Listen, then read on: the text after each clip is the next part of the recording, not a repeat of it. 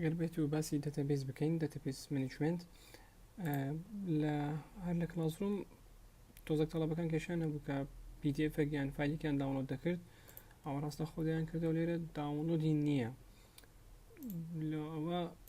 چی بکەی باشە ڕایت کلیک open new tab یان هەر کنترۆل ئینتەر داگرا ئەوە دەکرێتەوە ئەوە داونلۆدە باشە چکت بازێک تەڵەبە کێشیان هەبوو لەوە بینە سەر داتابیس داتابیس دوو زۆر داتابیسمان هەیە لێرە کە باسی کردیە مانوال فایلینگ سیستەم لەگەر ئەلکترۆنیک داتابیس مانوال فایلینگ سیستەم چییە واتە پیرۆیت یعنی ئەوە ئۆڵد کە پێشووتر بەکاردەهات شێوازی مانوال بوو بەدەست واتە ئەو فایلانە بەشداست بوو لە بۆ ئۆرگەنایزکردن و ئیشەکانمان بۆ شێوازە بوو بەڵام ئەو ئێستا کە ئەلکترۆنیک داتابیسە مەبەستی ئەوەیە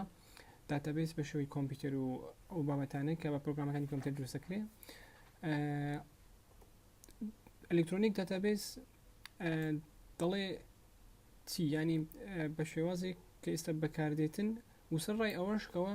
مانوال فایلینگ سیستەمە تا ئێستاکەش هەر بەکاردێ ینی بەڵام ئەوکو بڵێن وردە ئیتر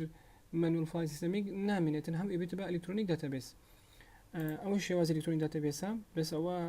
لۆژیکیە ینی فیزیکی نیە تو بتوانێت ئەو دەستی لێ بدەیت ئەو تەنها وەکو خەیاڵێک ڕسم کراوە پێینە سەر ئێرە فیلدمان هەیە لە database electronic database field یەکەم شت describing attributes such as the person's name social security number and rate of pay مەبەستی چییە field لێرە تو مەبەستی لە کۆڵۆمەکانە لێرە مەسەرەن ئەوەیان کۆڵەم یەکەم فیلدی یەکەم نەیمت هەیە لێرە مەسەرەن ئایدیت هەیە ئیجت هەیە لۆکیشنت هەیە ئەوانە پێی دەڵێن field fixed ڕێکۆرد دوشمان هەیە ئەو ڕێکۆردانێکەوە فیکسن و لەگەڵ ڕێکۆردی ڤاریبڵ شمانێکە گۆڕاوە مەبەستی چیە لێرە فیکسد ڕێکۆرد تو ئەوەی کە کارکتەرەکانی دیاری بکەین مەسەلەن بڵێ ئەوە تەنها شوێنی 8 کارکتەر بێتەوە ئەوە فیکسدە ڤاریبڵەکان شواتە ئیتر دیار نییە مەسەلەن توانی شتێکە بژێریکەوەیان 256 کارکتەرە خۆی دیفۆڵتی یان خۆی زیاترە یانی تر تێکست دادنەی نمبەر دادنەی والحاڵ ینی بەبەست ئەوەی کە تو دیاریت نەکردبی ئەوە ڤاریبڵە contain variable number of fields and field ئەوە دووجۆرە ڕێکۆردەکەمان هەبوو ڕێکۆرد ینی ڕۆ باشە ئەوەی ئێرە بۆ شێوازە ئەوە کامل ئەوە ڕێکۆردەکە ئەوە ڕێکۆردشکی ئەوها بەڵام ئەوها بە شێوەی عمودی ئەوەیان فیلدا باشە ئەوی لێرە هەیە ئەو سەر ئەوە فیلدا نیم و ئەیج و ئەوانە دەبتە فیلد ئەوی تریش لێرە کە داتاکان داخل دەکەین بۆ شێوازە دەبتە ڤاریبڵ دەبتە ڕێکۆرد عفو another way of looking at a record is that it presents a single instance of entity each record in an employee field or bus employee field normally the first field in a record is used to store some type of unique identifier for the record طلع normally بشوية عادتي يعني يكم field مثلا ليرة أو يكهمنا field يكم ليرة لبو primary key بكارديني عشان باليرة مثلا name age داخل كين بروين في كين normally field يكم أوان primary keyword degree primary key لبو دادني primary key this unique identifier is called primary key the value of primary key can be anything that will serve to uniquely identify one instance of an entity ale primary key دەتوانی هەر ڤالوێک بی ینی مەسەلەن ID بیتن نیم بی دەتوانێت خۆی primary key بۆ دابنی primary key یەکەت چییە مەبەست لێرەدا ئەوەیەکەوە دووبارە نەبێتەوە ینی تەنها هەردانە و یەکی لێ هەبێتن بنمونە لێرە کە ID دادنی ڕقم یەک دەنووسی 2 3 4 هەر ستودنتێک ئەگەر بێت و ئایدێک وەرگری ناوێت ئایدەکە دووبارە بێتن for example if you want بس open a primary key but the value of a primary key can be anything that will serve to uniquely identify one instance of an entity and distinguish it from another يعني لو أنت ترجع كاتوا تجاوزها أوش أو example لو كنت مثلا student هاي كو ID خويها به بوي نبي دوس هر student ديك ID هبتن into recorders the record key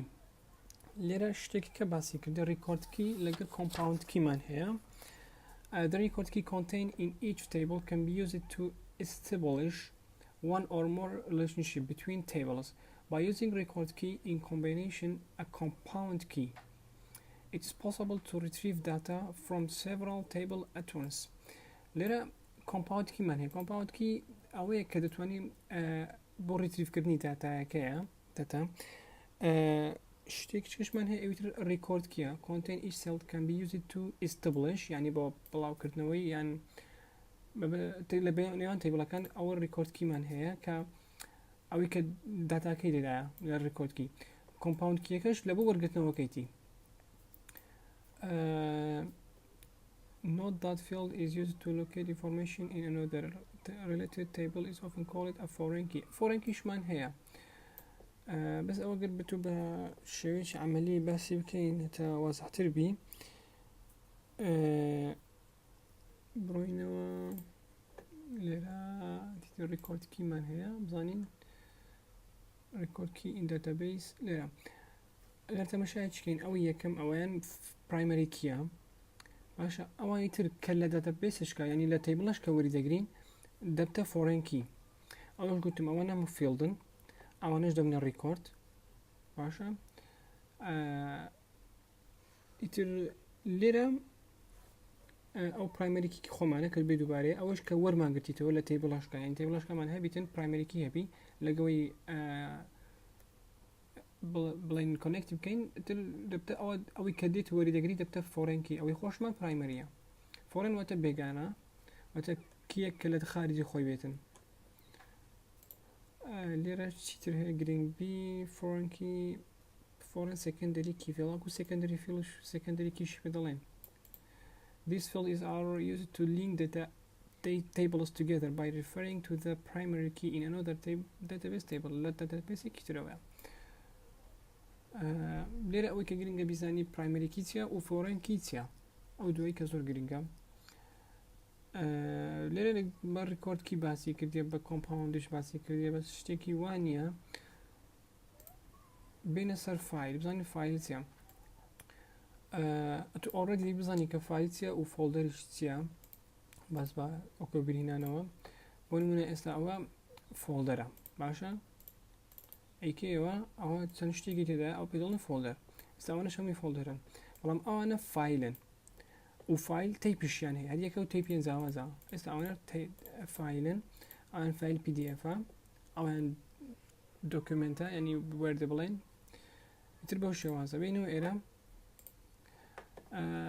A file is a group of related records is a data file sometimes referred to as a table or flat file. دەڵێ فایل گروپێک ینی گروپێک پێکات و لە گروپێک related record چەند ڕێکۆردێکی ڕێکۆردێکی تێدایە کە ریلیتە پەیوەندی بێکدەوە هەیە ئەوانە دەبنە فایلێک ینی بە وەزاتر بڵین ئێستا ئەوە فایلێکە باشە ئەوە یەک فایلە ئەوە کامل هەمووی چەند ریلیتد ڕێکۆردێکە گروپ ریلیتد ڕێکۆرد هەمووی پێی دەڵێن فایلێک. بینەوە ئێرە یاخود پێ فلات فایل باشە یان فلات فایل when it's independent of any other files related to it. A single table may be referred to as a flat file. يعني أجر أوا بيوندي بأوا فايل تريبنا بو تنهابو خوي سربخوبو يعني ليرة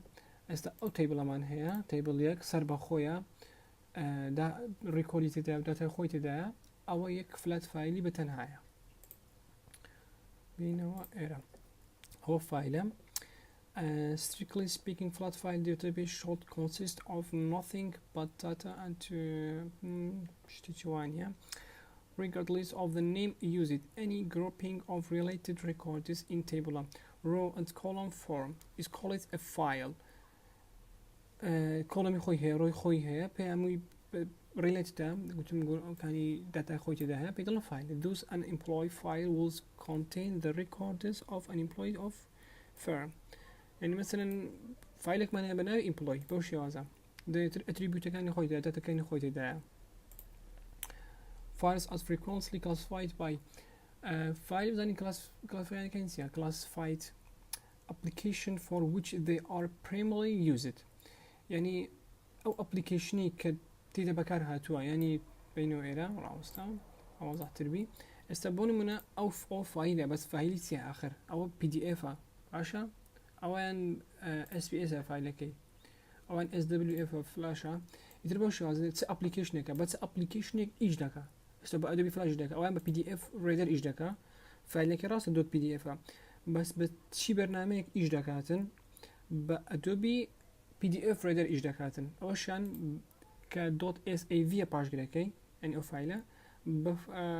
SPS إيش دكاتن type of data type كيتيا مثلا مش تزوجتم PDF دوكا image فيديو such as workbook document graphic image file are also classified by their permanence. For example, payroll file system files virtual payroll weekly transaction file. A transaction file therefore would contain records of all transactions occurring during a period and may be updated شتيوانية تنها بس transaction file كرديا. خوي أول ليرة دوش من هي master file من هي لقى transaction file بس ليرة باسي master file نكرديا وبسانم بس transaction كرديا master file من هي master file collection of recorder يعني تان recorder كتير pretending to be one of the main subject يعني مثلا بلام هموي تقرأته لبو يك subjectي تايبت باشا أو master file بس ليرة بس باسي transaction file كرديا مش بس transaction file بيزاني باشا is used to update the master file يعني بكاردي لبو is used to update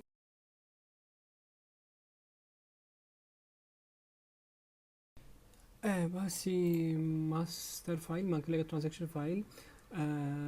ترانزاكشن فايل بكاردي لبو ابديت كردين ماستر فايل عشان ليرش تشكل باز دكاتن ارشيفال ستورج او توزع بسريع عيد ورم زور دبي فيديو كاست او تنسى دوال 6 دقيقة رويا حف سلايد روشتينا اي ستوري فايل is an absolute transaction of master file او تشتي باز كلير retained for backup purpose or for long termino-historical storage is called archival storage. أي بمعنوي يعني باك اب كردني هل قرتني يعني بكي history بكي archive بدل archival storage. دنا قلت ما master file ما هي لقى transaction file transaction file كأو بلبو update كردني master file بكارده master fileش كلش نيسان ريكوردك بو كهمو يعني لبو يك main subject يبون لبو يك subject يعني لهمو دهات وسر يك بابتي بيني إيران database. Database is an integrated collection of logically related data elements يعني collection لا بشوي لوجيكية يعني data كان collection data تسن data كتير element ده هموي بس بشوي لوجيكي يعني من نوع تندسي بدين بس ليه بيناسي شيء database كده واضح a collection of related information تنزانيارية شيء تدا كزانيارية كان related يعني بيوندين بيكتو هي stored خاصة نكريت in an organized way يعني بشوازي شي رخراو بشوازي شي ترتيب